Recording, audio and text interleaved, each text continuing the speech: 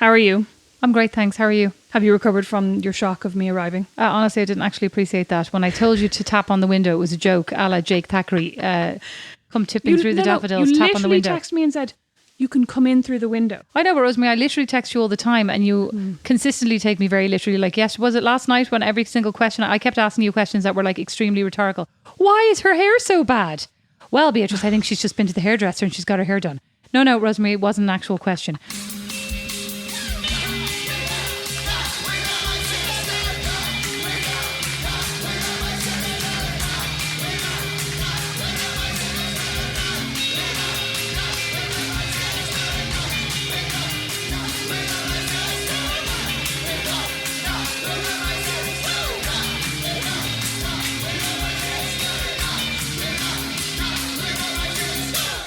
Why are they behaving like this? Well, I think that they really fancy each other. Why don't you tell the listeners what show we were talking about? Well, Rosemary, I'm not sure if you can get this highbrow cultural thing in Ireland. I'm sure you can. And listen, in our defence, I immediately went down the rabbit hole of Googling all of them and stalking them all on the Insta. And I'd like to say that I also was questioning on, I think her name is Heather Headley, on her Instagram website. She is the lawyer. Instagram website, Granny.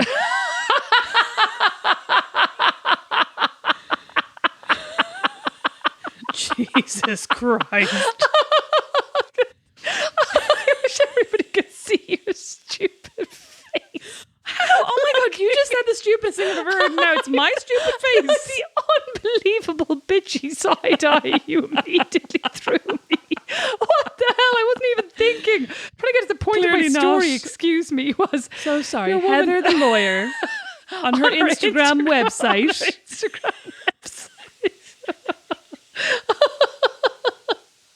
Oh, all hot now. I think I'm going through a hot flush, whatever. Surely you're only slightly too young for that. Oh, only slightly. Thanks a lot. Oh, as Dan likes to remind me, people can go through the change age 30. Yeah, every single time I'm like even remotely hot or remotely bad tempered. Is this the change? Must be a lot then. And I go, what change? The change from married to divorced? No. That's clever. Thanks. It only works once though, sadly. And he doesn't even care. Anyway, the least jealous person I've ever met, but that's a topic for another day. Anyway, Heather Headley, I think that's her name, on her Instagram website, had posted a picture that when I zoomed in and spent a lot of time examining who was in the frame, I was like, is this a giveaway? Like, is this a spoiler for next season? Or was I just not really paying attention? Because it is the kind of TV show you could easily skip over about half of and like miss nothing. Anyway, the TV show in question is called Sweet Magnolias, or what was I calling it? The one that I was calling it Steel Magnolias for a while. No, I kept saying, what's that thing? And you were making fun of me for like thinking that I was pretending not to know the name of it, although I really didn't, Rosemary, because you were well ahead of me and So I had given up. What was in the photo on her Instagram website? I can't tell you. Well, I can just go and look at it myself. You won't be able to. You won't be able to find it. It's a separate site called... It's a separate website. Anything you can find on the Instagram website, I can find on the Instagram website. Sweet Magnolias. What was the point of this? Because we were texting back and forth and I was taking you very literally when you were asking questions. That's the TV show I was watching. And then, unfortunately, as you were trying to doze off, I was just really getting into the swing of things. You were, and I was dying and you were to ahead stay of up. me. And you were ahead of me. So I was texting you because I couldn't believe. What was that amazing quote? It's like, what was it? I can't wait to wrap my mouth around this strawberry. There was the other one about, it's wetter than a submarine with screen doors. Oh, yeah. I was like, I don't know that people say that, do they? But like, There's is that a lot thing? of phrases in that show that What I'm was like, the other one? either they're trying to convince us that people in the South, like... In Serenity. Or was it Serendipity? What's the town called? Serenity. Serenity. Yeah. Not a patch on the actual Serenity, Joss Whedon's Serenity. Now that's... R.I.P. Yeah, that's a winner now. Well, no, Sweet Magnolias is very entertaining. Oh, and Sweet I can't wait Magnolias for is season excellent. 2. And Bruce Jenner's lookalike doppelganger hunk, alleged, and I use the term extremely loosely. I use the term in the way that my granny used to. He's a hunk. And I'd always be like, she really "Is believed he?" it though, didn't she? Oh my God, yeah. She'd like pick the weirdest people. That's a desperate hunk. You'd be like, really? Maisie Murphy. Yeah. I don't remember that. He's a hunk. But like she would say it, you know, about people that you were like in school with or in college with and people that you had like zero, always people who had a unibrow. Very virile. This guy definitely had a unibrow, but he's plucked it. But like, you know what? Each to their own. No Or I judgment. say waxes. Oh, well, whatever. No judgment. Very, very it's plucked. such a weird show, isn't it? Because I'm really enjoying it, right? yeah. And I also like, I mean, don't overthink it, right? yeah. It's very religious, which I mean, I'm not personally a very religious person, so I have to skip over that bit. But my like, God, I find it interesting. The final scene really got me with the religion as well. Jeez, They all started praying. I was a bit like, oh, What? come on. Oh, well, I thought that was... We can't talk about that scene, but I thought that was ridiculous because, like, literally in that scene, there is no way you'd be standing there, you know, waiting. Like, stand here behind the cordon. Okay, no problem. Like, let me say a prayer. You'd be like, get out of my way so I can get over there to that thing. There is no way you'd be standing behind the cordon. Like, literally, that was... The rest of it was extremely believable. No, the rest of it was extremely believable. And for anybody who's going to watch it, the rest of it was highly credible. But this was the one moment that stretched my... It broke that, you know... Do you know what? Like, that show is so innocent that the most scandalous thing that happens in the entire show is that... Well, there are two scandalous things. I don't think it was innocent. There was a lot of heavy petting. Frottage. No. The most scandalous thing is that some guy changes his shirt in another woman's driveway, and then the whole town is like, I think I missed that scene as well. I'd probably make me a cup of tea. And then the other, like the high school scandal is that one of the high schoolers gets drunk, sends a boy a like drunken voice memo, and then that gets circulated around. That kind of resonated with me. I have to tell you that, like getting drunk and doing stupid things. But like that wouldn't have been... That would have been mortifying. No, but what I'm saying is you would have done way stupider things than that. I was did mild. not. I did not. Only I didn't have a drink. chance. Yeah, well, exactly. I was trapped in the middle of nowhere in Kildare. Absolutely. I wished I could. And Mom did never introduce me to conditioner, so she kept me absolutely out of harm's way.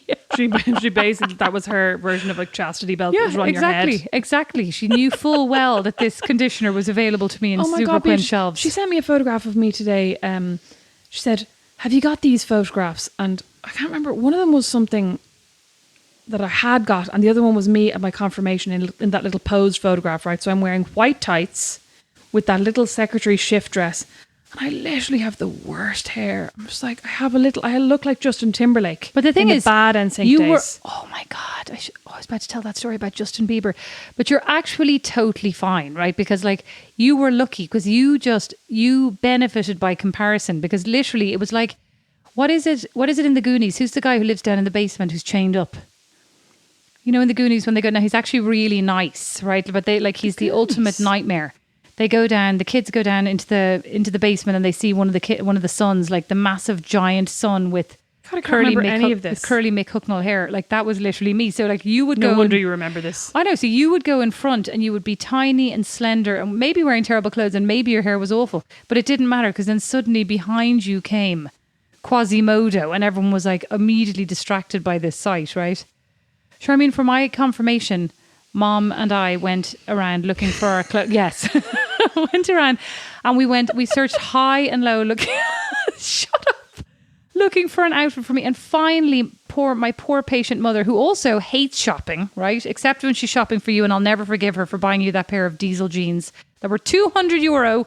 And I still have a bee in my bonnet about it. And she now has turned it into an entirely 60 different story. And they were €170. Well, she's meanwhile turned it into an entirely different story. I did not. I bought you jeans the whole time. No, you didn't. There was not a single pair of jeans anywhere mass produced that fit me. Anyway. I was just about to say that. Were you? Yeah. Bitch. Well, I was just going to say they wouldn't have been long enough. Very leggy. Just like Claudia Schiffer. Anyway, go to Youre in the square, and we went around the square, right? So shut up, all right? Just stop staring at me with your mouth open. I was actually more shocked. I didn't think the square was open when you did your confirmation. No offense. Really? Yeah. Well, it was, and it was new, right? Okay. And we were going around the square, and we went finally down to Youre downstairs, and I tried on loads of different clothes. Finally, I put on this beautiful pair of dungarees. Now, pattern fabric dungarees, and they were lovely, and I thought they were nice. And actually, you already posted this picture of me. And did Mom give me a polo neck as well to go with it? Like you had a polo neck on underneath. I mean, is that supposed? I think it might have been. Was it blue or was it skin coloured? Either way, it was not flattering. I don't think it was skin coloured. Like Jesus, an extremely large, smothered, genetically enzyme producing individual does not need a polo neck to emphasise the fact that somebody's just said you might have goiter, right? The fat doctor. Anyway, not the fat doctor. The doctor of fat. Exactly. The doctor of fat. And anyway, I'm wearing this dungaree, and I was like a Stephen King book. I know, that's a good one actually, and I thought I was great. Stephen, we'll take royalties from that, and I thought I was cute, right? You were cute. I felt great, right? And then I turned up at my communion, and then confirmation. You're right. Turn around, sit down in the aisle, turn around and see one of my co-students' mothers sashay in looking like Kate Bush with the most beautiful pair of stilettos, like the most, nipped in waist. She looked like Elizabeth Taylor, big black bush of beautiful hair and the exact same dungarees. And I just nearly died. She should have been made go home and change. I know. She should have. I don't know why, but I blamed Mom for that too. Poor Mom. Oh, poor Mom is right. Do you remember Mom? I mean, every episode, poor Mom. Every episode ends up being about Mom in some way. But do you remember Mom used to be obsessed with trying to get us to change, like in the middle of the shop in Dunnes? Do you remember when she used to be like, go over there behind that rack and just try that on? And then all of a sudden, always on top of your clothes. Oh yeah, or like under your dress. Yeah. Put that on. Just throw it on. Just throw it on there. It's no big deal. Don't be ridiculous. We don't need to queue for the fitting rooms. Just put that on. But then there was a point, and I was never quite sure when. There was a point at which that was absolutely not acceptable, because I remember when she came down to visit me in college, and I tried to try on a pair of leggings under my dress, and she was like, Rosemary. Granted, I was 20, but I was still like, what? You taught me this my whole life. I actually don't think it lasted that long with me. Probably when I was like 2 times the height of the fitting racks, she was probably like, get into the fitting room. Like 7.5. But she herself, to be fair, I probably in her life has never gone into a fitting room willingly. Don't forget, like, she doesn't try on clothes. I don't think I've ever seen her go into a fitting room. That's what I mean. Yeah, because she won't go, like, she won't try things on in front of you. Yeah, so that's why she's probably thinks that she's sparing us the mortification that she feels in the fitting room, where we're like, can we please just go behind that, like, that, curtain that is provided for this specific occasion, right? Poor Mom, it won't fit me. God. Poor Mom. Mom, I can't believe Rosemary's being so mean about you. But I haven't cursed yet. Oh, well, good one. Yeah, so back to my confirmation. So that was really, another low, another physical low for me. But, I think that it's interesting because those are the friends that we were going to talk about today that I was thinking, isn't it interesting when you're in school and you have these extremely deep and intense friendships and, as they like to say in America, crushes. And if you read Judy Blume, it's like your girl crush and your boy crush. And I don't know that I ever thought in those terms. I just was like, these are my friends. And I definitely had infatuations and was obsessed with some of them. Same, yeah, you definitely did. But I don't know that I ever had like a ton of, I mean, I know a lot of my girlfriends had gangs of girlfriends, and I always felt kind of on the, you had a gang of girlfriends. Like, you were definitely one of those. I always had, I mean, I think I look back now and I go, I did have gangs of girlfriends, but at the time I always felt like I was on the periphery of those gangs. I never felt like I was really part of them, you know? Mm-hmm. And like, do you have many friends that you made in school that you're still friends with?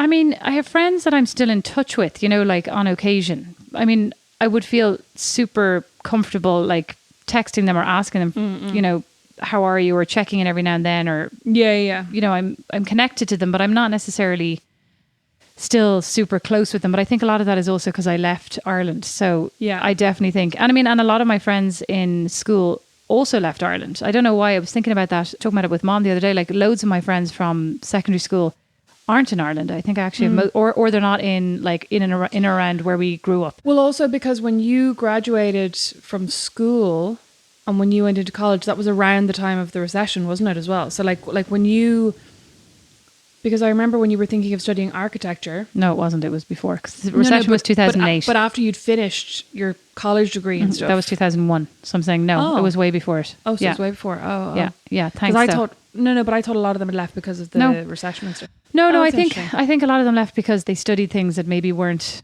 I don't know. I think, obviously because I did fashion, right? Loads of people left because there's not a massive fashion industry. Mm-hmm. Depends on what you do, Yeah. So I think a load of the people that I studied with went abroad. Now, some of them have gone back in the meantime, but actually loads of my friends ended up in Australia at the time. There was a big outflux to Australia. I think mass exodus. Yeah, still lots of people going now, but definitely at the time, loads and loads of people went, and everybody went during the summer and for their like final year of college and final year of school and everything. That was kind of the destination du jour. Yeah.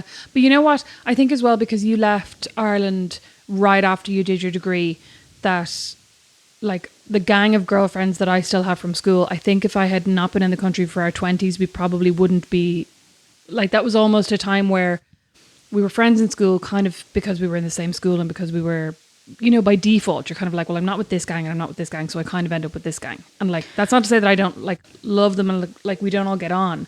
But in your 20s, you then really cement your friendship in a way that you hadn't really in school. Do you know what I mean? And you get to know each other as adults. No, I don't. I don't know what you mean. Like, genuinely, I don't. Like, because I didn't do that. You know, I have one. I have like Julie, the one friend you mentioned, who I, you know, spent time with in my 20s, obviously. And so, but I think that's kind of a different friendship apart from what you're talking about. But I actually think that you make friends with your workplace, you know, in your 20s. Like, and you kind of didn't, because you did in some aspects. But like most of the places that I worked, because they were design, everybody was in their 20s, you know, and everybody was single. Everybody was in that like single, you know, early career, and we all hung out together. We all went out together. Whereas like you went to the Irish Times, and I don't know that, I mean, I'm sure there are young people there, like, but I think there also are the more established, you know, there's people at all stages of their careers there. Mm-hmm. Whereas where I was, literally everybody was either, there were like two sets. There was the design team was all super young. And then, you know, the production teams were all kind of various ages, but the design team just in every single place I went to. And even now, like even here, the design team's all really young and they all hang out together. And I'm not necessarily a part of that right now, but also because I'm their manager, not because I'm not young, right? No, that wasn't what I was thinking at all. Exactly. Thanks. You look very young today. You're welcome. Thanks. When I started at the Irish Times, though, I think I was asked about 6 times, always by men, if I was an intern. Well, the other day, oh my God, there's this new thing in Walmart where if you go and check out for wine, you know the way here, no matter, remember when I was in New York and mom and dad came to visit and they weren't allowed into the bar? And they were literally had grey hair and they weren't allowed into the bar in New York. They didn't have their ID. Because they didn't have their ID, and they were laughing and chuckling and they were all kind of like, oh, come on now, let us in. And your man's like, no, you're not allowed in, you've no ID. So like, I mean, I get it, but literally, like, nobody's going to look at them and think, are these 21-year-olds with makeup on, right? That's not about to happen. But I went to Walmart there the other day, at your behest, upon your recommendation, should I say. It is cheaper than Kroger. It's much cheaper than Kroger, but I went anyway, and I was like, you know, I really should go. Oh, it was a nightmare checking out, though, anyway. Like, it takes 97 years, and then I lost the will to live, and then I wished I'd never gone. But anyway, I was checking out the alcohol, and your man comes over, looks at my ID. Oh, no, he didn't. This thing popped up on the screen. Because you know the way, if you're doing self-checkout, they come over and they say, like, can I have your ID? Oh, yeah, it goes, waiting for assistant or whatever. Yeah, so he comes over and he goes, can I have your ID? And he goes, well, are you over 40? And I said, yeah. And this thing popped up, client over 40. And he just clicked. He didn't even ask to see my ID. And I'm like, I'm just barely over 40. I've just turned 41. And I was like, it was so, I don't know. I did not feel like, you know, delighted, I would have to say, because also it was this massive question on the screen. Why are you laughing so hard? Well, I'm laughing mostly because you're like, I'm barely over 40. You're almost 2 years over 40. You were 41. We weren't just 41. But my point is, I'm not 60 was my point. Like, there's a lot over 40. Do you know what I mean? Like, if you die at an average age of 78 and hopefully 102, right? In America, there's a lower life expectancy in America, so you better get healthier. Stop eating all those takeaways. But how dare you? Says she who just had a takeaway tonight. What takeaway did you have? I had Taj Mahal. I had Indian. It was grand. I wasn't in the mood. Oh, delish. It wasn't delish. I'm always in the mood. It wasn't delish. I always feel like, do you have any leftovers? Afterwards, there's loads. I'll give you some. Oh, I made you that pesto as well. I'll give you that. Oh, thanks. Oh, no, you're lucky. Anyway. Well, I went to the doctor today and had to weigh myself. Yeah, I walked in and it's like, so when I bring Quillon to the vet in Dublin, she's now really you're now comparing yourself to Quillon. She's now really used to it that she walks in, you open the door to reception and there's she a takes scale, off everything she has on. And she just hops, there's a scale and she just hops up on the scale automatically. And as I walked through the door, she went, there's a scale there to your right if you could just step up on that. So I'm like immediately trying to take off my shoes. No, I wasn't. See, that's what I meant. No, I wasn't. But it's 100% what I do. I'm like, these seem like Weight very Watchers, heavy earrings. Yeah. Weight Watchers used to take off my earrings. I used to practically take out my belly button ring and be like, everything's coming out. But anyway, I hopped up on the scale today and I was a bit like, oh God. No. And then they made a follow-up appointment for me in 2 months. I don't know why. To go back for a follow-up appointment. To get you back on that scales, make sure you haven't had too many takeaways.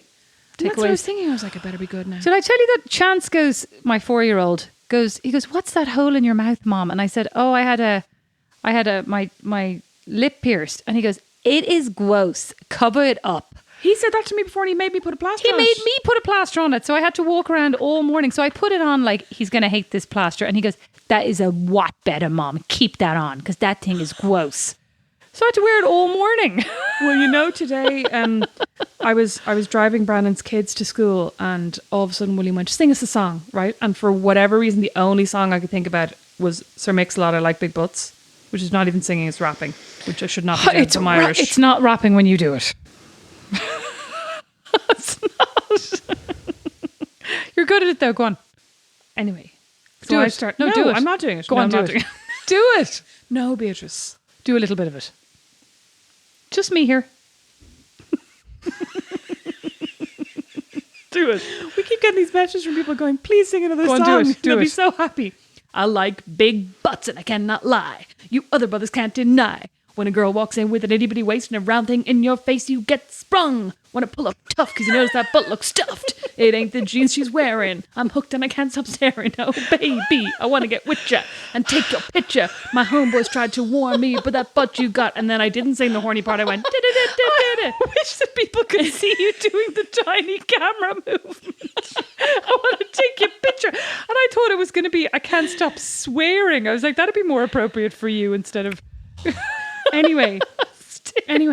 And when I finished singing it, the two boys looked horrified. Like, we're like, oh my God, she was singing about butts. And I went stupidly, I wish I had a big butt. And what did they say?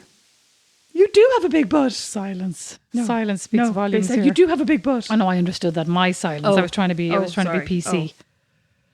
But you know what? There's not big, small. It's not good or bad, right? No, you're the one who said that. It's not good or bad. Like there's no, true. do you know what I mean? There's no, we're not I casting judgment I here. actually would rather have a big bum than Exactly. a small Look bum. at Kim Kardashian. It's done her no harm, right? Oh my God, we need to say something very, very highbrow today because now we've talked about Sweet Magnolias and Kim Kardashian, so this is bad. Did we talk about Sweet Magnolias in this one or in the last one? Just now.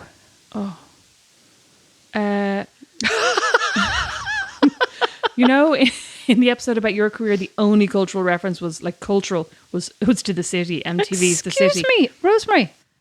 Galliano was cultural. Oh, I know, but like, you know what I mean? Like something you'd have to look up, right? And then in my career one, there was not a single cultural Oh, reference. good. That makes me feel better. Okay, so going back to friendships, but you, Rosemary, have many friends that you were actually in primary school with. I have many friends. You only have two. I know, yeah, well, it's true. But you have many friends with whom you were actually, like, who are still very close to you. I have two really close friends that I was in primary school with. And actually one of them is the person that I would say I was obsessed with as a child. Oh, yeah, Roisin. and one of them is your Julie. And one of them is me, Julie. Mm-hmm. Yeah. So Claire and Roisin. And actually, it's funny. I have found diaries now from when I was like basically 8, and I was excellent at writing. I have to tell you, they were gripping. A gripping read. I was. Actually, getting a tick in my eye, I think. And basically, on a Monday, it'd be like, Claire's my best friend. Roisin only cares about herself. Right. Tuesday, it'd be like, me and Roisin are best friends. Does Roisin know about this? Oh, yeah. Or is Roisin going to hear this for the first time now? No, I'm tonight? 99.9% sure Roisin knows about this. Tuesday, it'd be like, Roisin is my best friend. Claire is really spoiled and boring. And then the next day, it'd be like, me and Claire and Roisin are going to be best friends forever. Oh, it was my literally this God. like constant So revolving door. It was a stream of self-awareness is what it sounds like. It was a love triangle. Never once did it occur to me that they were best friends with each other and not me, though. I'd like to point out. Exactly. Yeah, or that maybe you were the boring, spoiled one. No, I was the sun and they were rotating around me. Oh, in your mind, yeah. Yeah, For sure. Yeah. In my mind and in my diary. Oh my God. And in my diary. But you're still really good friends then, but like you've had your ups and downs, right? Oh, yeah, for sure. I mean, I think in secondary school, I was a total dick to Roisin because she got really popular and was in with the cool crowd, and I was raging and felt like really abandoned, even though at the same time I had become really good friends with other girls like Emma and Lynn and Emer, and we all hung out together. I think you're not supposed to name people, but Rosemary, I'd also I think I say can like, name them if I'm not being bad about them. but I also would think like, and you know, don't take this the wrong way, Genuinely don't. Your eyeballs always start to like get bigger. Listen, there is no sentence that starts with "Don't take this the wrong way" that is not going to elicit an eyeball like spasm. Go on. Don't take this the wrong way. What is Don't it? take this the wrong way. But I was going to say, but Don't say it me again. too, right? Like me too. Hashtag me too. But me too. You can't say I know that hashtag was me too like inappropriate. That was inappropriate. Sorry, but also like the fact that you're like she was in the cool crowd, like.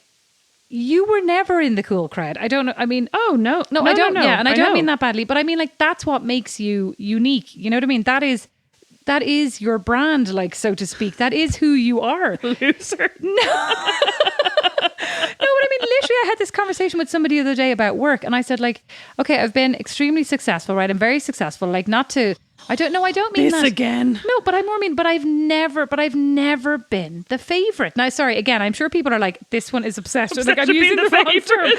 No, but I mean, you know, like, I've worked at a load of places with really famous people where they have this gang of 4 or 5 people, pets, Yeah, you know, and I look at those pets and I go, what is the difference between this pet and me? And the difference is that the pet sits there and fawns and is like very sycophantic in his or her behavior. And I'm like, really? Like, I don't think, you know, even though I would have loved very often, desperately loved to have been the pet, because like the pets got flown to, you know, Yeah, I know what you mean. Abu Dhabi and like the pets Mediterranean were, and the pets were Emily Blunt in The Devil Wears Prada. precisely right. Yeah. And I was You were certainly Stanley not. Tucci. Yeah, exactly. I was about to say I was not your woman Anne Hathaway by any stretch of the imagination. You bitch. Stanley Tucci is the best character in that whole thing. Well, thanks. No, I was more like I was one of those table decorations when they got the awards ceremony. I was actually probably her shit boyfriend. Why can't you pay attention to me? You're supposed to be my best friend.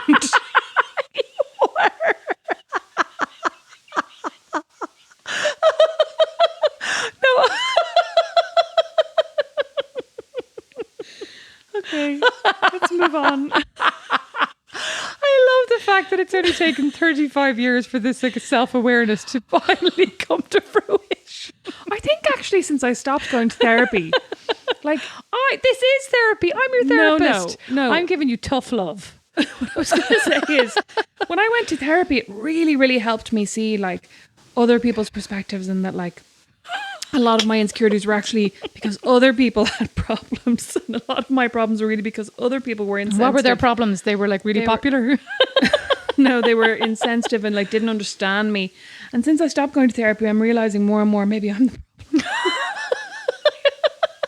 That's what's my entire problem since with I you stopped going to therapy. / since I started This hanging out was- with you. I mean, right? It's like he's just not that into you. Wasn't that the Oh my conversation God. we were having? I was talking to Ellen. I was talking to Ellen the other day, and I said to her, "Oh, Beatrice was giving out to me because she said that I was giving out to she me. said that I kept saying this is my truth, and she was like, "Oh my God, did you say that? All You the time?" did.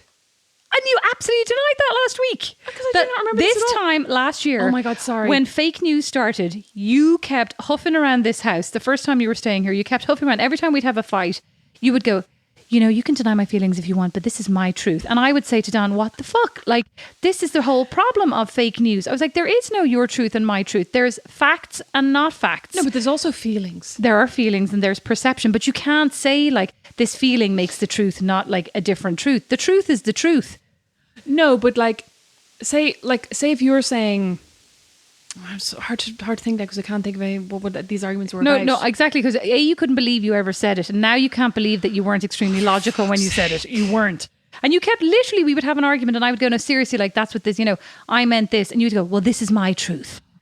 Oh, so like yeah, but that's perception. So like you saying I meant it like this, and I'm like, well, I heard it Rosemary, like this. I don't remember the actual conversation, but the point is, you kept saying this is my truth, and I kept saying there is only one truth, no matter how you want to interpret it or perceive it. The truth is this, and you kept, but you kept. Okay, anyway, let's. But Beatrice, if we're thinking about memory, like who's to say whose truth is Well, correct? Rosemary, Who's to say where the truth nobody's is? memory is correct. Because if you ever read that book, The Memory Palace, which I would like to tell you, it's not called The Memory Palace. I have it out there somewhere. It's actually, this is a good book. It's a really good book. And it's about this writer. What's it called? I can't remember. I can't remember. But really funny part is it's about building a memory palace, right? And it's, I think, a New York Times writer or a somebody writer. And they were really, really fascinated with the fact. Somebody writer. Listen, he was really, really fascinated with the fact. I think it was a guy. He was really, really fascinated with, I got the gist of it basically. He was really, really fascinated with the fact that there are actually memory competitions, like where people go up against each other and they talk about like they literally spout out all the things they can remember, right? And it's all about how you can build a memory palace. And, you know, you have to visit it in your mind like an actual house, and you have to put things in your memory palace, like as if I'm in Don's office, and you have to spend time like actually visualizing. First you empty out the office and then you fill it with the things that you're trying to remember. And they're not like, I'm not trying to remember this book, you know what I mean? But you're trying to remember a specific thing. You put it up on the shelf and then you remember that it's there, Okay, right? yeah. So you really like this, right? So I was like, that book was brilliant, right? And it was really good. Genuinely, I was recommending it to And everybody. you don't remember what room you put the book No, I in? don't remember what room I put a book in or what it was called. A year later, I'm sitting on the couch. I've just been to Barnes & Noble and I'm reading this book. And I'm like, this book seems familiar. I bought it twice. Because I'd totally forgotten that I read it. A ringing endorsement, if ever I heard one. Want to improve your memory? Read this book that Beatrice can't remember the name of, the author of, and which she read and then rebought in Barnes & Noble. I couldn't. I was like, this is actually embarrassing. That is embarrassing. Speaking of memory palaces, you know who was on to me today to deny the croissant story? Mom.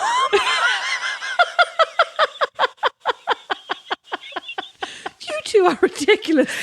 That is not what happened. I was mildly disappointed and then I got over it. Mildly disappointed. Even Julie remembers this as like, oh, that was the one time your mom was nuts. Sorry, Mom. Sorry, Julie. I don't know. That's not a direct quote. I'm paraphrasing. Mom doesn't have a memory palace. She has a memory boulangerie.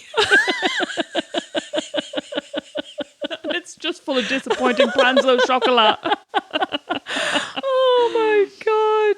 Poor Mom. Ridiculous. But back to friendship. Oh yeah. I want to tell you about the first big, Roisin, I would have thought at the time was You the can't first. keep naming people. I can, because I'm not saying anything bad about her, only about myself. Now that I've started going to you therapy as opposed to proper therapy, now all I do is criticize myself. So, Oh, but you know what? When I went to do that like psychometric testing, she told me she was like, well, you know, first of all, I like to say, she was like, hey, you scored really high and everything. No, she didn't say that. She was like, you scored this and this and you scored that. And she goes, but you have an extraordinarily high level of self-abasement, which I think is very Irish potentially. oh yeah, okay. Yeah, You know, yeah. and she was like, that is, you know, she's like, this is really something you need to look at. You know, you're Oh, yeah, very Americans self-abasing. don't, Yeah, yeah. but, and I was like, oh. But I honestly do think it's a cultural thing. Like, I truly don't think, I think I also have that, you know, having grown up as an extremely, as everybody now knows, like man-eating giant, as an enzyme-rich teenager. I thought it was deficient. An enzyme rich. Sounds gross.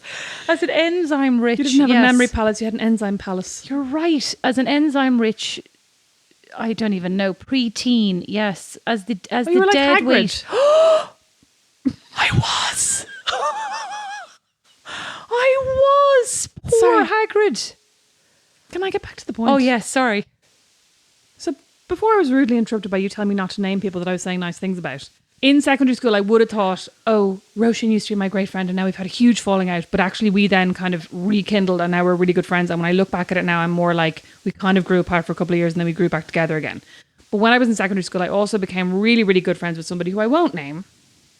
More for both of us, but it doesn't even matter. But we had one of these like really intense friendships where I was literally like, oh my God, we're best friends. We do everything together. We love each other so much. We blah, blah, blah. For about a year. Mm-hmm. And then she started dating this guy that I didn't get on with. And he didn't really like me and I didn't really like him. And I remember at one point saying to her on the phone, he's always really rude to me and you need to tell him to be nice to me, blah, blah, blah. I don't know why, like even at the age of whatever, 15, I'm like, it's this woman's responsibility to make this man behave. Why? But anyway, But there's also an acceptance of, like, I was actually about to say to you, what do you do if your friend does date somebody you hate, right? Because there is also so hard. there's also a there's an overt acceptance of, like, I'm fine with you treating my friend like crap. What does that say about you? What message does that send to you? Well, like that's kind of how I thought about it at the time. And I remember I called her and I had this conversation, and she basically told me that I was jealous, which I really wasn't. Because I literally I find it interesting the way people always go there. It's like there's no actual conversation to be had or problem. I mean, I told you, did I mention that in I went to one of my to the HR team once. It wasn't like a relationship, but it was about somebody that I worked with, and I mean, more fool me at the time thinking that HR, and I actually think HR is great, right? Like a great function, and lots of really very talented people, and I couldn't do it myself. I always thought I'd be great at it, but I'd be crap, because I also get a terrible nervous fit of the giggles when I have to tell anybody bad news, and hysterical yawning, which you've noticed when I get nervous. Oh yeah. But I went anyway. I said to you, one in HR, I was like, I have, can you give me some tips? I'm having I know you've worked with this person for years, and I'm having issues kind of navigating a decent relationship with them. Can you give me some tips? And it was really all very proactive, and I spent months thinking how will I go, what will I say, because I was really just trying to figure out a good relationship with this person. Listen, the problem is I've talked about you with this person, and you're just jealous, and you're never going to be that person. And I was like, the HR person said this to you? Yeah And I was literally this is so far from, but the fact that, to your point, this was their truth, I was actually so taken aback. Why is that people's reaction? You're jealous. Is it just an easy... Do they really believe it, do you think? I think they believed it. I think a lot of the time people believe... I mean, it comes up an awful lot, not to bring everything back to bloggers, but it comes up an awful lot with any criticism of somebody online. It kind of goes... Yeah, you're just jealous. Yeah, they're just jealous. I think in the case of bloggers, there is a nugget of truth in it, because I think when people criticize them, they're like, you're, say, working a job that, maybe you like, right? But you're working 50 hours a week and it's difficult. And then you see this blogger getting this case full of YSL lipsticks and working what looks like 10 hours a week, and you think it looks really easy. And so you're kind of, not that you necessarily want to be a blogger, but you are kind of going, well, why are you getting all this and I'm not? I think it's more dismissive of that's not really a job, right? Why are you getting this stuff? But I also think I noticed when you, and you still do put yourself out there, but when you were more engaged in that whole scene, you're very honest to a fault, as our mother would say. She's always like, what is she going to say now? I honestly think this podcast has her teetering on the edge of a nervous breakdown. She used to be very nervous when I was on midday. Well, she's very nervous now as well. And I'm like, listen, I'm not going to say anything bad. Can't vouch for Rosemary, but you're safe with me, right? And I think you are very honest. And there were a couple of times where you would say, can't believe those people are earning 15 grand. Can't, and it was more I'm a little bit envious, and that's a normal human emotion, and I admit it. And I think that's very you. You're very into that transparency, and it is a normal human emotion. But most people don't admit that stuff, and so I think that comes across sometimes as I think that has not served you well, honestly. Yeah. Which I think is interesting, because I think you're right. We are all envious of each other, and I often go there are certain we all have our own people who know me very well. Are like, God, she's obsessed with that one. There are one or two people where I'm like, this one, my arch nemesis. Oh, yeah. And they're not really and I'm always like, I'm not jealous. I'm, you know what I mean? The author Roxane Gay, cultural reference. I follow her on Twitter, and she's always talking about her nemesis. And she's like, once again, not celebrating a success of my nemesis today. And I'm like, oh my God, who is it? You're also like, I wouldn't you. know who it was. Yeah, oh, yeah. Well, the other day, I don't want to call her my arch nemesis anyway, posted about her birthday, and I immediately texted my friend. I was like, is she really this young? I'm like, why? But literally everything. I'm like, does she really is she really eating that cupcake? You know what I mean? No matter what she does, she can't win. God love her. There used to be a great Instagram account called You Did Not Eat That, which in hindsight was probably very skinny shaming. But I did used to really, because he used to just put up pictures of supermodels posing with a slice of pizza, just about to eat this enormous, and you'd be like, you did not eat that. Honest to God, every interview you read as well, just meeting up with, insert Jennifer Lawrence, insert skinny, starved model here, stuffs 3 bags of McDonald's French fries in her mouth while we're talking. Yeah, so refreshing to see, that she really eats so healthy. You're like, as if. After I went to the doctor today, I was feeling so sorry for myself because I had to get 2 shots. Not 1, but 2. To get a tetanus shot and a shot for my headache, which actually seems to have gone, but only in the last 30 minutes. But you know what? That's called therapy. Anyway, I treated myself to a McDonald's afterwards. Oh, for God's sake. Well, honestly, after I got weighed and got the 2 shots, I was like, listen, I deserve this. One of the jobs that I worked at, they used to host luncheons for extremely famous people, right? And they would be ushered in through the private elevator. It wasn't JCPenney, the private elevator. No, do you remember last time I said JCPenney had the elevator, because that was in Dallas. Like all the celebs were not flying down there. They were all in New York. And so anyway, they would be ushered in the private elevator and they would be ushered up to the luncheon room. And then they'd all sit down and eat. And actually it was the same in Milan when I lived there. But all these celebs would come. And I remember one celebrity came and everybody was really, like craning their neck to keep it, to get a look at her. And it was like she had lunch and lunch lasted about 1 second. It was like, what did she have? We just had a bowl of lettuce. She requested no dressing, no other vegetables, just literally a bowl of lettuce. And she ate like 2 leaves of lettuce. And I was going, that is my problem. You know what? In hindsight, I definitely wasn't jealous of my friend's boyfriend, but I was jealous of the bond that they were forging when I was basically like, you're my soulmate. Like, I was that's an interesting one though, but that's an interesting one because I think that I have had issues in the past with friends of mine who definitely resented the boyfriends that I had and made it difficult for me to have boyfriends, or made it difficult for me to have those relationships, like made it uncomfortable, like you're bringing your boyfriend to a party or but I mean, I probably have also, I've been very aware of friends who the minute they get a boyfriend only want like to hang out with that boyfriend. You among them. That like it's impossible, I know, stop rolling your eyes, but it's impossible to ever see them then again apart from that boyfriend, and it's not that like, it's not that you don't like the boyfriend or you're not willing for the three of you to go out and hang out. No, but it's just, you're like, where's the space for our friendship? Yeah, exactly, because your friendship is, our friendship exists with you and me, not you and me and him. Exactly, yeah, and it's like, but I think it's hard, actually, to go back to Steel Magnolias, is not what it's called, Sweet Magnolias. I do actually appreciate their female friendship in this TV show, because I don't think it's not like Sex and the City where the friendship was an easy thing. Like in this show, they all have lives and relationships and other drama, right? Like suit and other hunks, sashaying in and out of their lives. And in some cases, multiple hunks sashaying in and out of their lives, and I'm just like, oh, just like my life, just like Fort Wayne for Rosemary, hunks, just like Fort Wayne for Rosemary. Just like Fort Wayne. Except they're all wearing skinnier jeans. No, and they have kids. Magnolias. Oh yeah, which are they? I don't know. I actually didn't know. Wouldn't say that their dress sense is slightly better. It's slightly better than Fort Wayne. Rosemary, you need to take That's that a low back. bar. You need to take that back, Rosemary. It's not that it's slightly better than Fort Wayne. There is just a bootcut jean trend among the American males of the Midwest. It's not a Fort Wayne thing. It's like there is a bootcut male jean trend that has not habit that has not left. You know what I mean? That doesn't really exist as much in Europe. Yeah. Like, but also think about like the trend. I used to be shocked because when I moved to Milan, like how many men had extremely tight and not like cool, skinny, Lower East Side tight jeans, but like tight, high-waisted, skinny belted jeans. They love a Dolce & Gabbana. Yeah, jeans right. And it was always a little bit shocking. I remember being shocked by the fashion on the men in Milan. I love telling this story on podcasts. I think I've told it about 20 times at this stage. I met a guy who used to work as a buyer for Jack & Jones, and he was telling me that Ireland is the only country in Europe where they still sell bootcut jeans because they took them out of the Irish stores and the Irish men just stopped shopping there. Well, and that is why you love Fort Wayne, because Ireland is the only place, but in order to be able to mass produce enough of them to keep them at an affordable price, they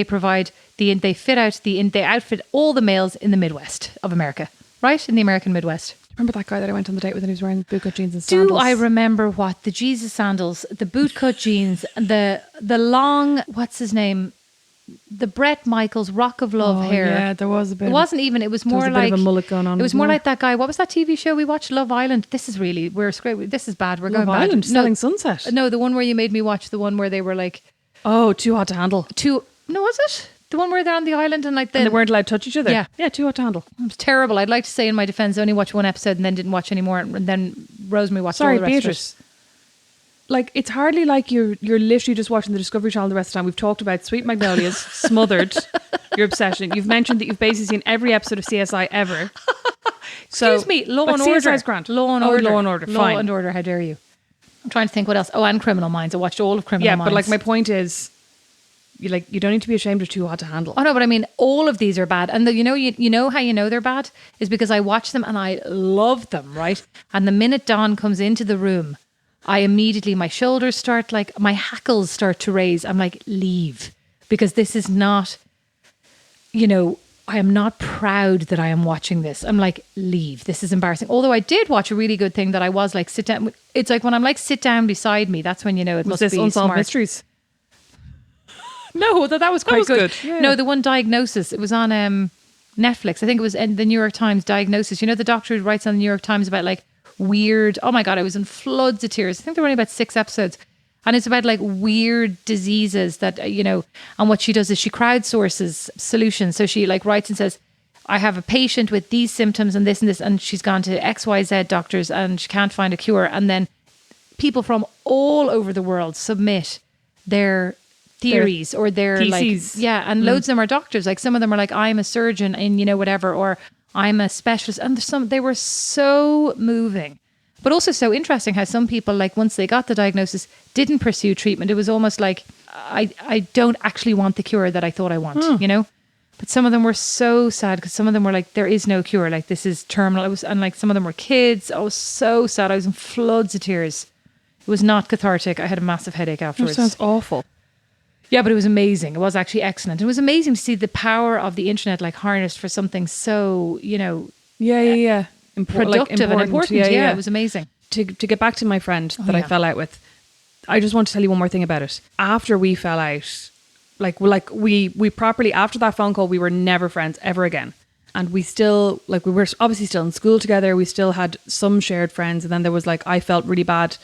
Like, I felt really shit because I was like, oh, I feel like they've chosen her, even though I think they were just in more classes with her. So they ended up, you know what I mean? They ended up naturally hanging out a bit more. And I was like, oh my God, they've totally chosen sides and they've chosen her side. Anyway, in the years after we'd fallen out, she ended up dating, I think, 2 or 3, or like kissing in school, right? 2 or 3 guys that I had previously either kissed or like been boyfriend and girlfriend with for 3 weeks or 4 weeks or whatever. And I was convinced, like throughout school, I was like, she's doing this on purpose. She's literally just like going after guys that I've kissed or the guys that I liked to kind of prove that, you know, like that, like she can get them ultimately kind of thing. Or, you know, that like she can make them like her more than they ever liked me. Right. Like I was obsessed. I was literally like, oh my God, like who's she going to kiss now? Elaborate thoughts literally were you. This is what my mother would call projection. Anyway, this was you projecting your thoughts. There were literally three boys who I either kissed or like had as my school boyfriend. Okay, but you had all the school boyfriends. Oh my God, stop. The point is, all the school boyfriends. Shut up and let me finish. The point is, approximately 6 years ago, we reconnected on Facebook and we went for a drink, me and her. And we didn't actually really talk, we didn't talk about our friendship having broken down. We just kind of caught up and we're like, how are you? What have you been doing? Because obviously we were in school together, so we knew of each other and knew what we were doing up to a certain point. And then we just kind of drift, you know, like we weren't in each other's orbit. But we met up for a drink and she said to me, oh, you know, I actually met somebody who I think you know. I met this guy on Tinder and I think you went to college with him. And he's a guy that I had dated in college. And it was so funny because when we went for that drink, I was like, oh my God, you weren't actually after like guys that I've been with. We just have the exact same shit taste. Oh. Yeah. It was nice. I know. And he ended up being a dick to her as well. Oh. And he was a dick. Well, I don't know. I'm trying to think who I ever fell out with, like friends. I mean, I feel like nobody's ever actually fallen out with me. No, it's a total lie. No, I've tried. No. Shut up. Actually, that reminds me, because do you remember like when I first lived in Milan and stuff, and I'd come home and you were an absolute arsehole, and afterwards you told me that you were like punishing me for leaving you in your mind, right? No, I didn't tell you. That's what you said. You said, no, princess. I missed you. Oh my God. I didn't tell you I was punishing you. What I said was that I had talked about this with my therapist and talked about, oh my God. Oh, sorry. You need to be fucking supportive. I talked to my therapist a lot about our relationship and how I found it really difficult growing up, and how when I was a kid, like I always wanted to hang out with you, but obviously you were then 6 or like 7 years older than me. 6. Thank you. Thank you. Years older than me. And like you obviously didn't want your little sister coming and playing with you and your friends, or like your little sister hanging out with you and your mates all the time. And I always wanted, like I thought you were really cool. Actually, more I thought your friends were really cool, to be honest. I know, and I actually feel like you did them. play with Pelé. Oh my God, I'm actually losing the ability to speak, and I'm getting so Thank irate. God. You did play with us all the time. You were always in my room. You were always in my toys. You were like literally always there. And you seemed delighted about it. I was delighted. But obviously, I felt like basically what my the conclusion that my therapist and I came to, that she was like, well, if you as a child went through these years where you were kind of trying to be friends with her and you felt rejected, that then when you're older, you might find it difficult. So that was what I meant. mean, I'm not actually, Not that I was I'm not punishing you. actually genuinely, rejecting everything your therapist ever said. Obviously, she's a qualified individual and I'm not, in this sphere. But like, it seems weird to me that a therapist is saying to you, this is what I think. I thought a therapist is supposed to nod and look comfortingly at you. No, so she wouldn't And say... maybe have transference with you. No. That's what I read. I'd also like to say, I thought this would be a good moment to say that I was actually so close to you, because I know you're going to get to this story sooner or later. So I thought I would just get it out there in the open before you have the opportunity to humiliate me with it. We were so close that one time when we were playing, I fell on you and broke a bone in your back. Okay. And it was true love. And we were playing together behind the couch. I would like to say. I could not speak. I was a toddler. I was like and crawling. Aged 8 was spending time with you, You, loving aged you. 8, enzyme-rich giant. We're so sitting. mean. We're basically pretending I was a little horsey. No. You That's were what I crawling, heard. and I was crawling on top of you, like the way. No, that sounds really bad. The way like a baby crawls and the big person crawls behind the baby. This sounds terrible. Okay, imagine a baby, and then imagine a giant. BFG. The baby's crawling, and the giant's crawling on top of Beatrice it. friendly giant. How can this go wrong? Yeah, she broke a bone in my back. Poor mom. Poor me. Poor mom. Her giant 8-year-old tried to kill her baby. Imagine how bad I felt. Can you imagine how bad I still remember we got driven to the hospital by Dad's friend, because I don't know where Dad was, maybe in Germany buying you Youre. And I remember nothing Laura about was a anything doll, ever, by the as way. I just told you about the memory palace. I remember nothing. This is seared in my memory that we went to the hospital. I don't know what happened next. Could they not even afford to out for a fucking ambulance? What? An ambulance? You weren't dying. You were just, you had it was a teeny Broken bone in my back. I might never have walked again.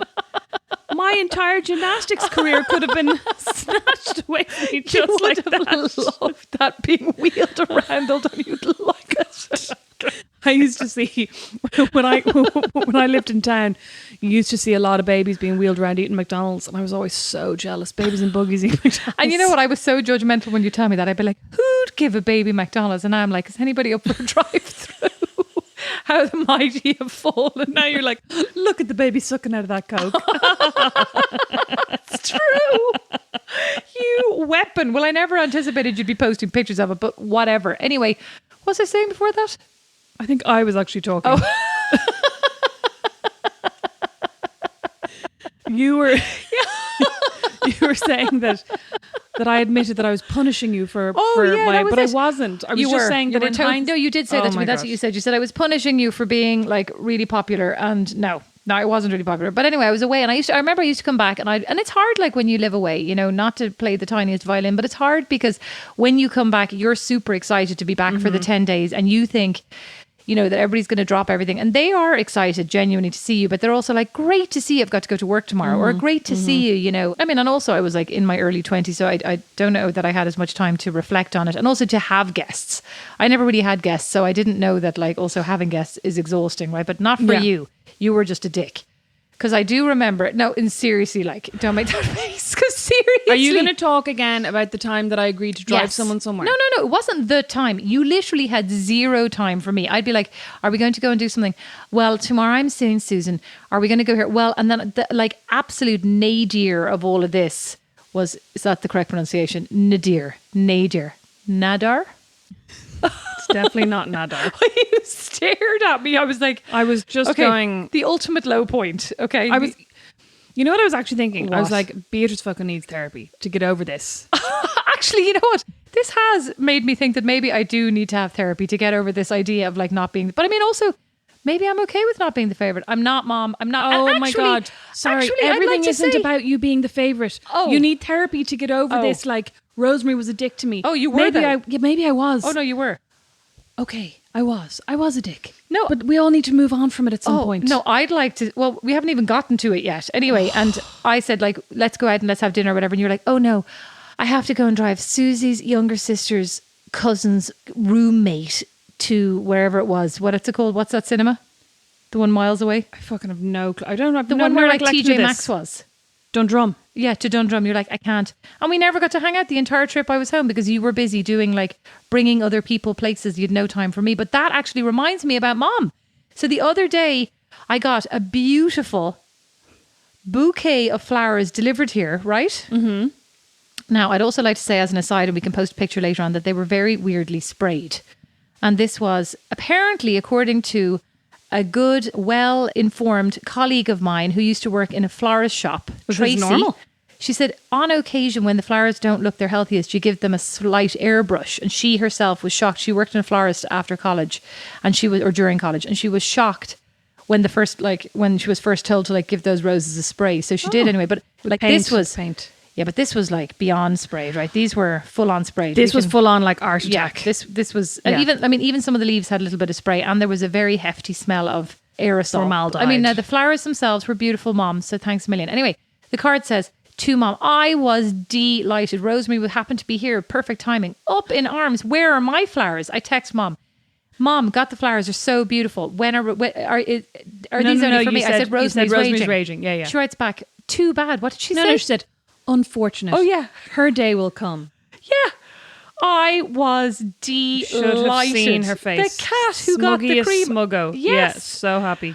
And I said, are you really not getting ready? And she goes, no. She goes, these are just for you.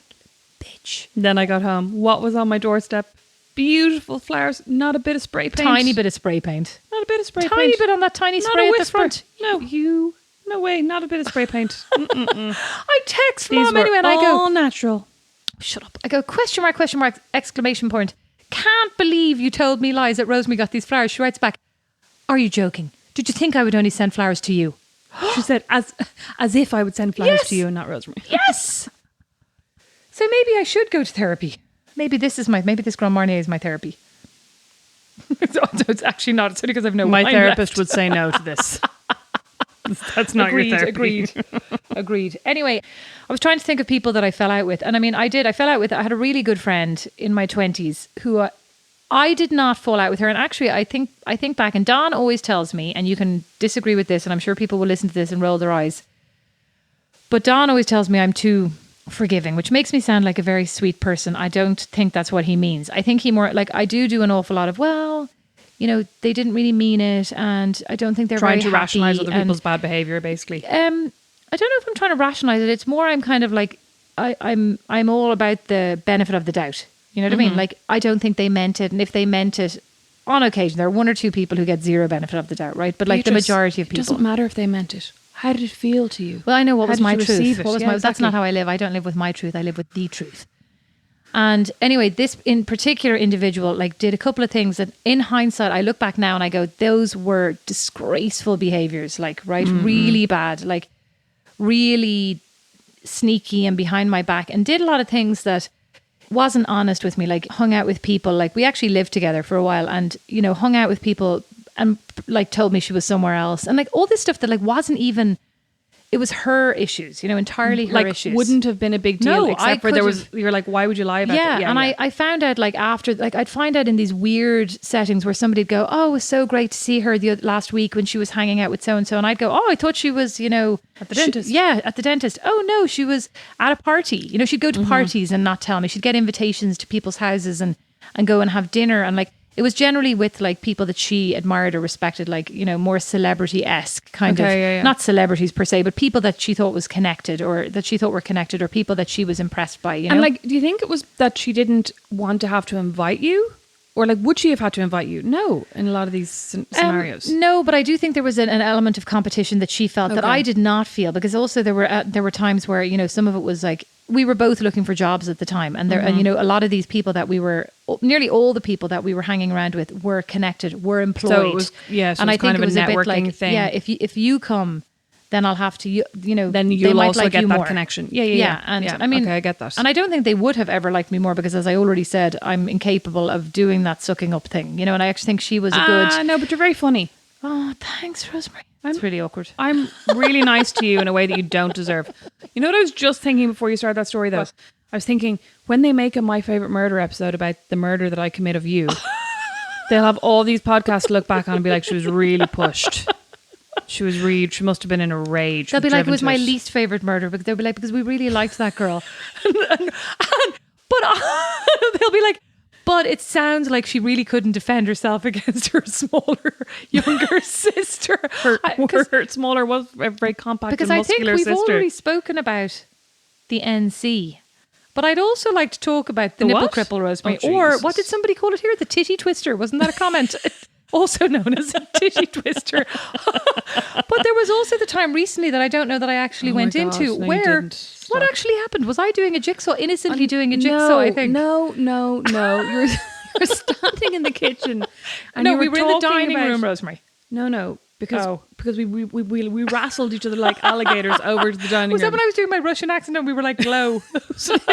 You had just said something about how you loved the feeling of ice. Oh. Do you remember that was it? And I was trying to put an ice cube down your back. Oh yes, and you just don't know when to stop, and that's your problem. You're like, as Grandpa said, full belly tricks. You don't know when to stop, right? And the ice You cube. know when I would have stopped? When the ice cube was in your fucking pants. That's ice all I cube wanted. was in my pants. No, I it think it wasn't. fell I through still my had shorts. it. No, I still had it in my Oh. hand. Oh, and then you got my hands behind my back, right? Bent We me were over, basically which wrestling sounds each really other. bad. And then I gave you a normal, like No. as you do, a defensive kick in the crotch. No, hang on. I was standing behind her, and then all of a sudden your heel came up towards my crotch. What And were did I you do? expecting? You had my hands. My two appendages were tied. Sorry, Beatrice, what were you expecting? All I Your have heel left was going all towards I my have left crotch. are 2 feet. One of them has to stay on the ground.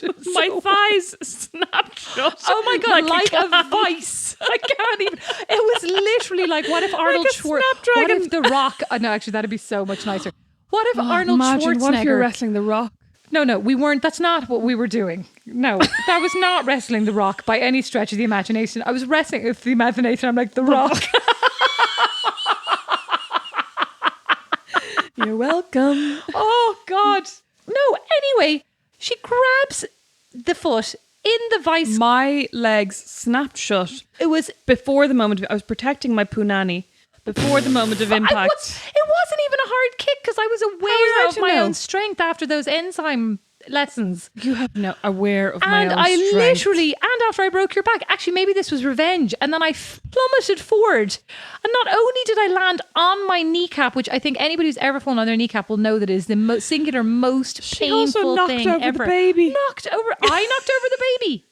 Your heft falling to the ground You knocked know over who the knocked baby. over the baby? You knocked over the baby. If you hadn't been there, the baby wouldn't have fallen over. It was your body hitting the baby I'd that like caused him any to fall lawyers over. who are listening to tell me. Actually, you know what? I would like any lawyers who are listening, if they agree with me, to tell me Beatrice. that it was Rosemary.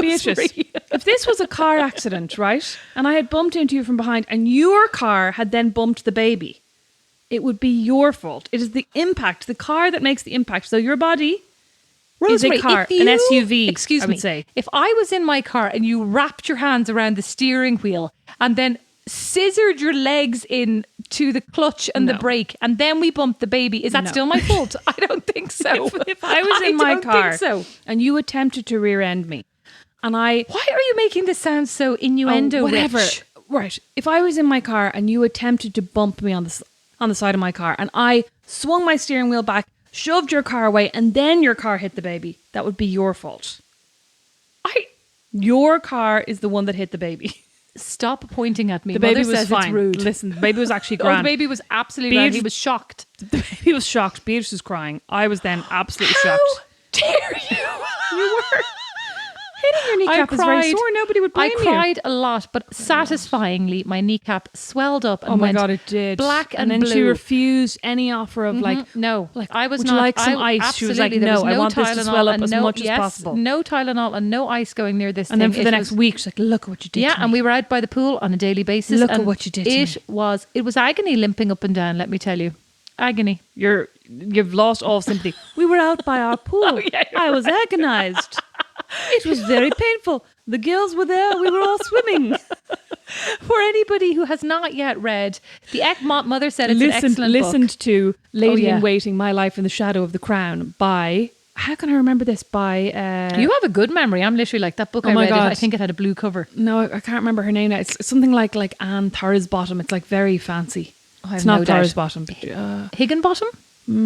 or like Widdicombe or something. Anyway, Lady Anne in Widdecombe Waiting is not. Anne Widdecombe is somebody no, else. it's not Anne Widdecombe, but like Lady in Waiting, My Life in the Shadow of the Crown, about a woman who was a lady in waiting. Anne Glenn Connor is her name. Oh my God, very good. And I listened to it on Audible, and she has the best accent. But like, if you listen to it on Audible, she's definitely like in her 90s, and there's a couple of moments where she does a big cough, and I definitely like, oh Jesus, she's not going to make it to chapter 11. She made it the whole way through. I wonder though, seriously, like, would you actually want to be a lady in waiting? No, I mean, no, you wouldn't. I wouldn't. I wouldn't want to be. It's so shit, and like, I don't think they got paid.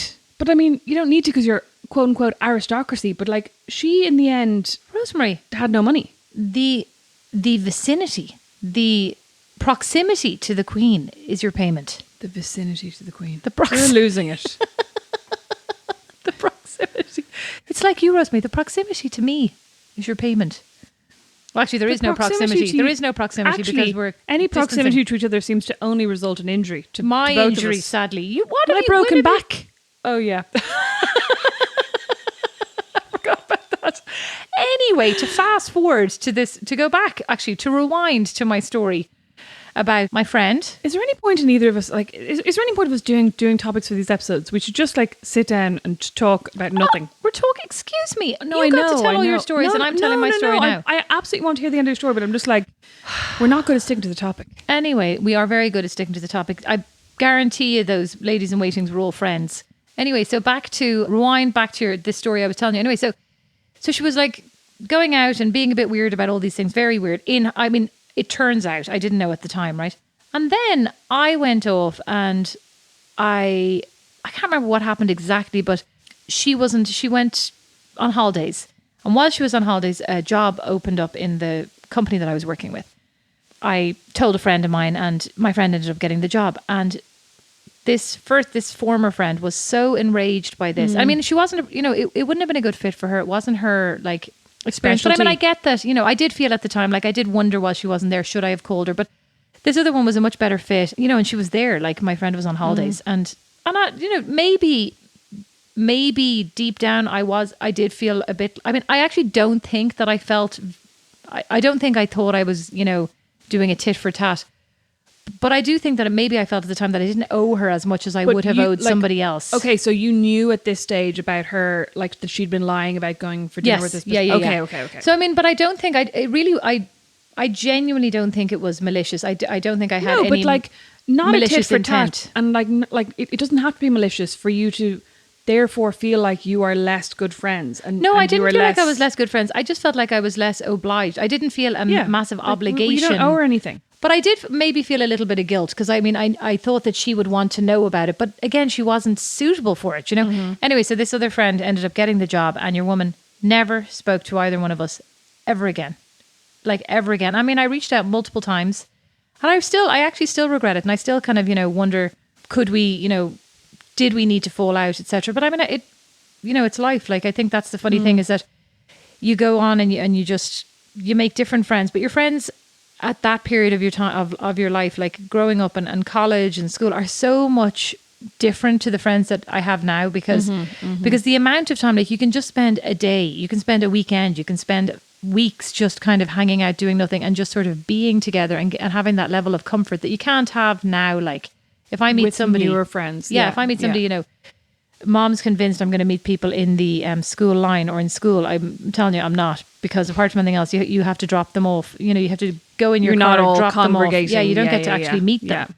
Well, I mean, and apart from anything else, now it's like COVID. But even before in America, I think it's a bit different. So I thought, the people you meet are through work or whatever. But even now, like you've kids, and when do you really meet, and when do you have an opportunity? And I think it's different because there's a level of comfort, and also in Ireland, there's also generally some 7 degrees of separation. Yeah. Someone who knows someone who knows someone. Yeah. Last year when I decided to move here, I think it was probably the second time I came over for 3 months while I was working on my visa application, trying to figure everything out. I joined Bumble BFF, which is like online dating, but for friends. You love online dating, it turns out. I love online dating. Well, I really like meeting new people in general and online dating, but I joined Bumble BFF because I was like, this might be a really good way to meet people. But it's actually it's really difficult. Like I found it really weird shopping for friends. Yeah. In a way that I never found it weird doing it with online dating, because you look at it and you're like, oh, I like the look of that guy. I don't like the look of that guy. I would fancy him. I wouldn't fancy him.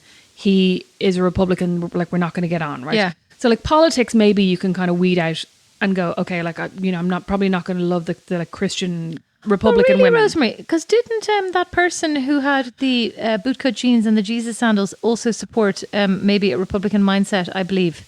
He said he hadn't voted for Trump. Oh. But anyway, he might have been a Republican. But you know what, Rosemary, Republican, I mean, it's fine, but I'm just more saying, like, I don't know that you did weed people out by their politics. No, but what I'm saying is... Republican or Democrat, I'm just saying it's fine. No. Sorry, my point was more... When you're trying to make friends, you're not weeding women out based on what they look like. No, I know, I get that. The way you might be with online dating. So like there are certain acceptable ways to weed people out, like politics, for example. Yes. If you're somebody who's like... I got it, Rosemary. Yeah. I got it. This is another case of like, what do you mean? Okay. No, I got it. So...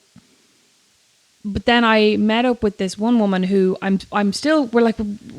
we still have, I guess, what I would call like a tentative friendship. Semi-courting. Yeah, as in like we kind of still mess each other. But we went for lunch one day and it was like, it's just such a weird thing that you don't do. Like you don't meet people for friend dates. Yeah. Like you make friends because you work together, or like maybe in Ireland because your kids go to the same school and you end up talking to each other, or... I'd like to say I met a really great friend of mine, like who's now one of my really great friends. I mean, we don't talk all the time because she's in New York and I'm here, but we met on a rooftop in New York and we bonded over our shared love of Law and Order. So it served me well, as it turned out. Well, maybe someday you'll meet a woman on a rooftop and bond over your shared love of Smothered. Oh my God, I actually love that.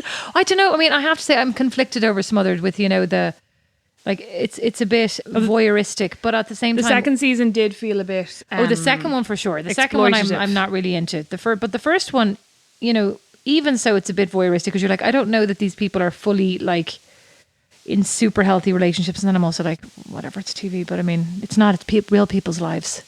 I would really like you to watch Selling Sunset. I know you would. I feel like we could really bond over that. I only watch really hyper smart things, so I'm not sure about that. Right Selling now, Sunset is smarter than Smothered. Well, when I finish watching Rita, I'll think about it. Sorry, what is that? It's an excellent TV show from a country I'm not 100% sure One of the Nordics. Yes, exactly. And it's a kind of a comedic thing about a Rita, who she's a very, very you're just saying the name Rita? Yeah. Oh. Anti-establishment teacher, and she's excellent, and I love her. I think I'm on season 5. I mean, season 5 just came out. It's brilliant. Anyway, so on that note... I'm trying to think. On that note what? I was trying to think if I had a song, but I don't. Oh.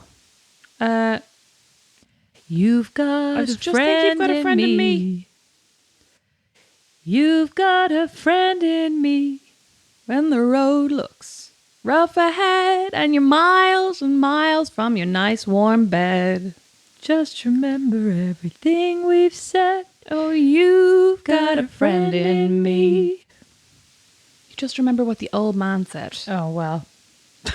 Everything we said. Who's the old man? Remember every single intelligent thing that we said. Every single intelligent TV show that we watch. Every single intelligent Instagram website that we reference. This has been Not Without My Sister. Once again, I feel like we've really explored the topic of adult friendship, friendship breakdowns, and female bonding in excellent academic detail. I'd say we might get another episode out of it, because I think we just have another couple of things we could still touch on. We really just skimmed the surface there. There's just so much to talk about. When we first talked about doing an episode about friendship, I was very like, we should both read Big Friendship by the presenters of and Call Your Girlfriend. And I said, I agree, and I read it. You fucking did not, you liar. You did not. But I did just finish reading one of your recommendations, Margaret Heffernan's The Naked Truth. Have you finished it? I'm only at about 20. What? I told you to read Willful Blindness. Well, give me Willful Blindness and I'll read that next. I did give it to you. You didn't. Are you sure? Mm-hmm. Okay, well, I'll finish The Naked Truth and then we can talk about that. You gave me grit. Brilliant, isn't it? Oh, yeah. Yeah, it is very good. This has been... I already said that. This has been Not Without My Sister. You can follow us on Instagram. I'm at Rosemary McCabe with an A on my Mac. I'm at Beatrice McCabe with an A in my Mac. And we're also at Not Without My Sister. You can check out the website notwithoutmysis.com because somebody else took Not Without My Sister. We'll be slapping them with a trademark violation takedown. Oh my God. Soon enough. Shh. As the baby would say. You can contact us if you want through Instagram. You can I'd email love that. notwithoutmysis@gmail.com. I think, I can't remember. It's not without my sister, not without my sister. Let's check on my phone. Absolutely I set it up. Do you know what? You can Instagram website any of us anytime you want. You can PM us on the Instagram website. Give us any recommendations for topics.